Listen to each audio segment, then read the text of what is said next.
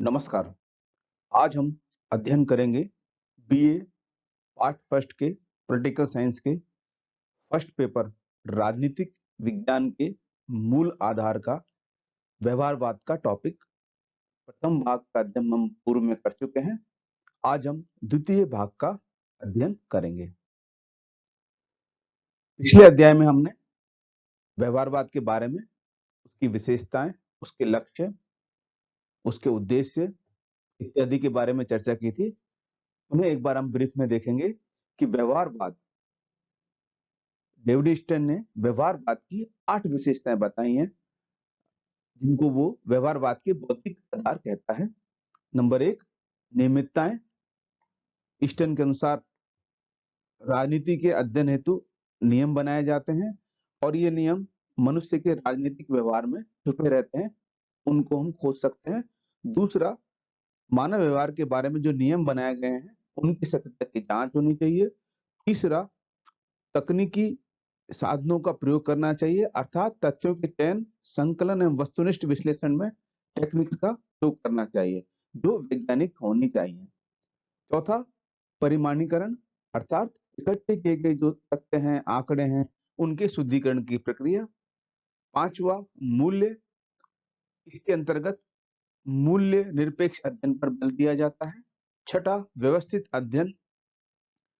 व्यवस्थित अध्ययन का तात्पर्य है कि पहले अनुसंधान का कार्य किया जाए, उसके बाद निष्कर्षों के आधार पर सिद्धांत का निर्माण किया जाए। सातवां, महत्वपूर्ण, कि व्यवहारवादी राजनीति को एक शुद्ध विज्ञान बनाना चाहते थे, अर्थात वैज्ञानिक सिद्धांतों का निर्माण हो और सामाजिक राजनीतिक समस्याएं सुलझ सके। और अंतिम, मानव जीवन का एकीकृत अध्ययन, यानी कि एकीकरण।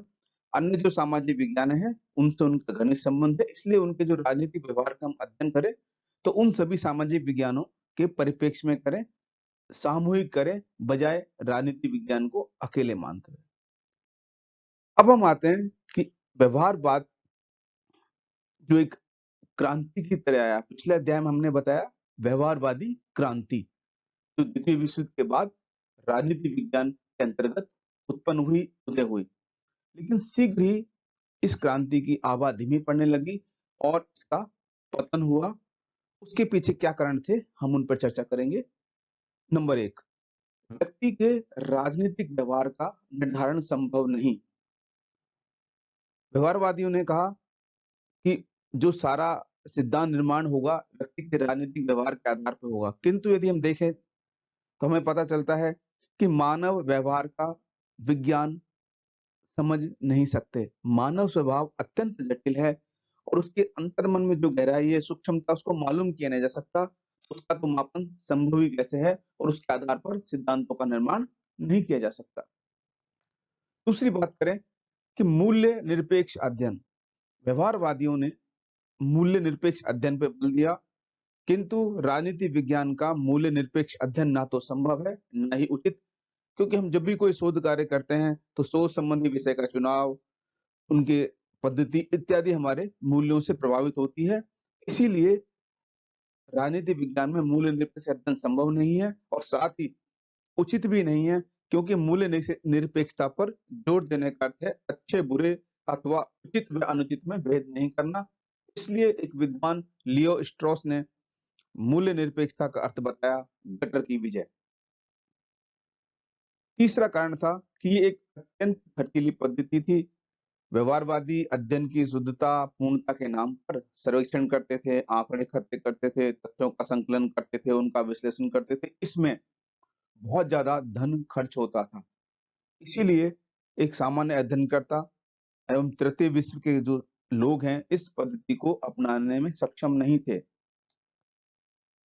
वस्तुतः व्यवहारवाद को एक बौद्धिक विलासिता का नाम दिया गया। नेक्स्ट इंपॉर्टेंट है विषय से ज्यादा पद्धति को महत्व देना। उनका एक महत्वपूर्ण था कि डेविड स्टर्न का मानना था कि व्यवहारवाद विषय से ज्यादा पद्धति को महत्व देते हैं, जो उचित नहीं है।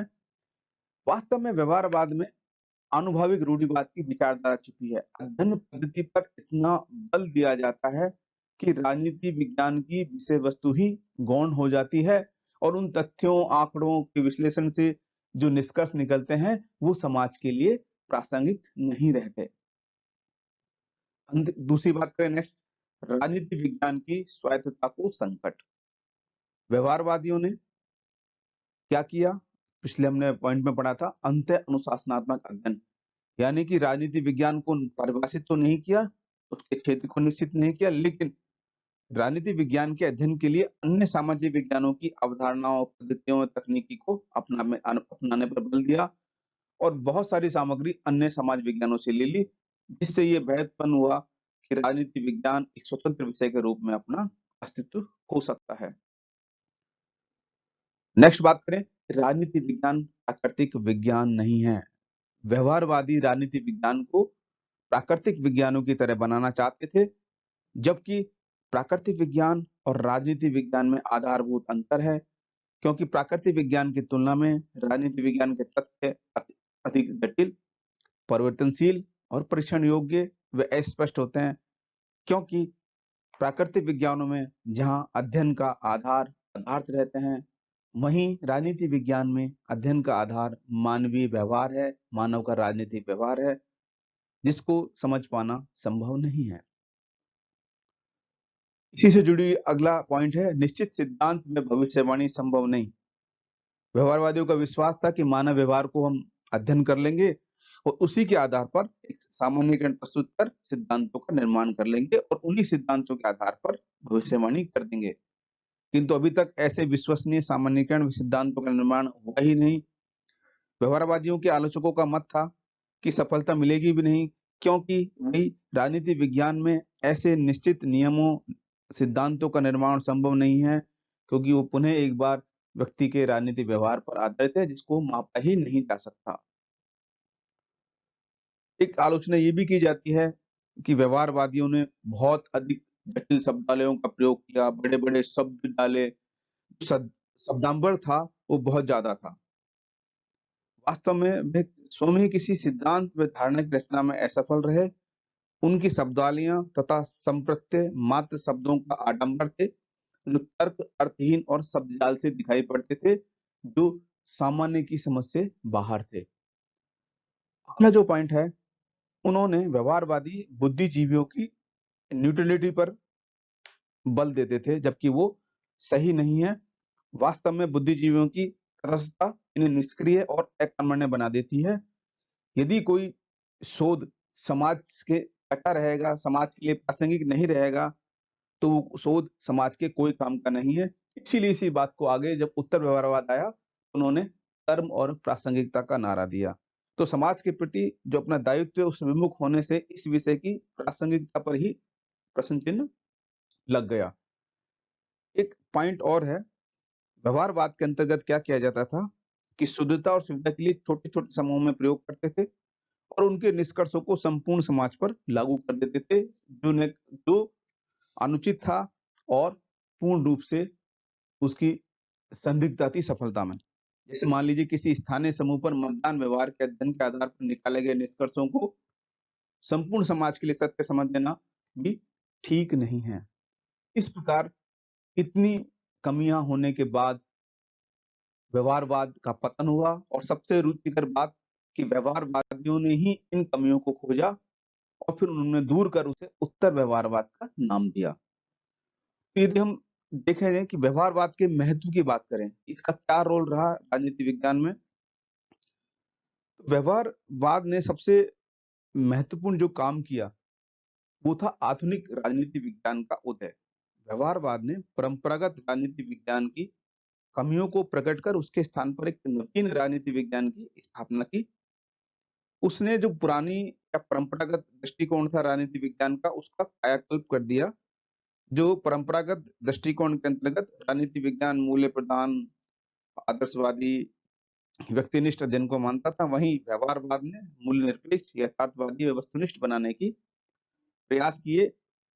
एक नवीन आधुनिक राजनीति विज्ञान का उदय हुआ। नंबर दूसरे पॉइंट की बात करें, राजनीति विज्ञान को वैज्ञानिकता प्रदान की। व्यवहारवाद ने राजनीति विज्ञान के अध्ययन के लिए वैज्ञानिक पद्धतियों को अपनाने पर बल दिया।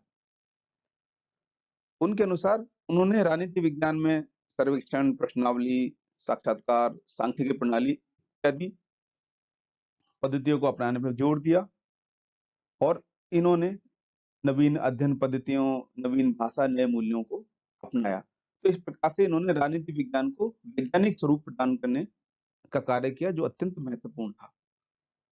तीसरा, राजनीति विज्ञान के दृष्टिकोण को अधिक व्यापकता प्रदान की। इन्होंने कहा, इन्होंने राजनीति विज्ञान को अंतः अनुशासनात्मक दृष्टिकोण प्रदान किया और ये कहा कि राजनीति विज्ञान का अध्ययन अन्य सामाजिक विज्ञानों के संदर्भ में किया जाना चाहिए। व्यवहारवाद ने राजनीति शास्त्रियों के दृष्टिकोण को अधिक व्यापक बनाया और इसे ही अंत्य अनुशासनात्मक दृष्टिकोण भी कहा जाता है।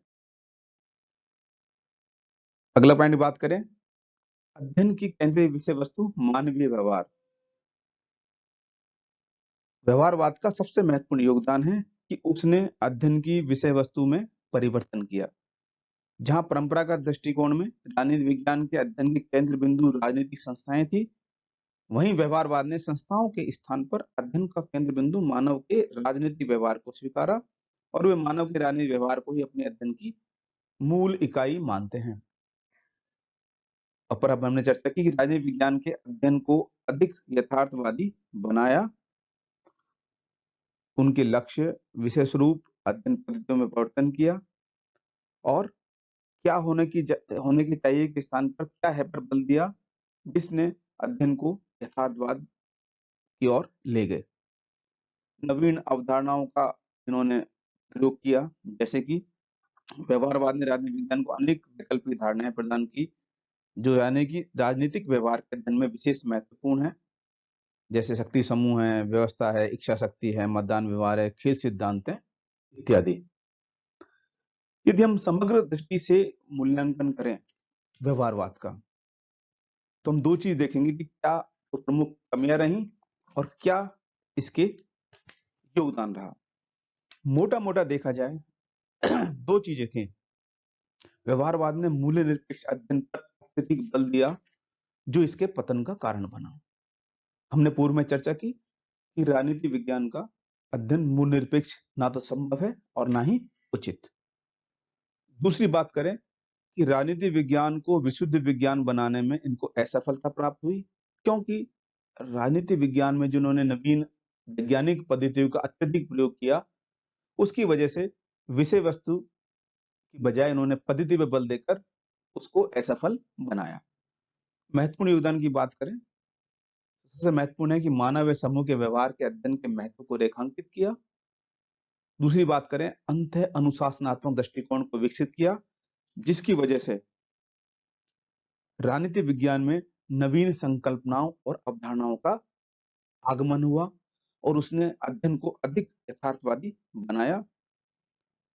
तीसरी बात करें तो राजनीति विज्ञान को अनुभववादी बनाने की इन्होंने कोशिश की।